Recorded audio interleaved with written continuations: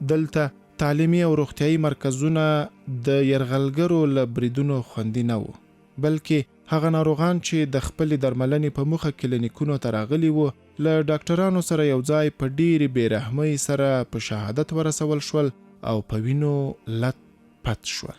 دلته چې دوه مریضان وه، نور چې وه ورسره راغلي وو د کور والا یې وه مریضان وه، دلته دغسې ملکي خلک وه تداوي دپاره یې راویستي وه. نو هغه وختو کې خو مزار ته نسو تللی، حالات خراب ورسره، نو دلته تداوي دپاره راویستي وو ملکي خلک وه. نو دلته ټاک یې وکړ، هغه ټول په شهادت ورسېدل، د یو کور 3 نفره په شهادت ورسېدل. هغه وخت کې تقریبا 11 بجې وې د شپې. نو بیا چې بنګاکه لاړه ځای چې وویشتی، بنګاکه چې لاړه بیا د ملکي خلک راله، بیا هم د شهیدان بعضې تر خاورو لاندې وه، بعضې یو زخمي و، یو ورځ بعده بیا شهید سو. نو بیا هم وروسته هغه له خاورو نه د ملکي خلکو موږ راجګ مو کړل له خاورو نه.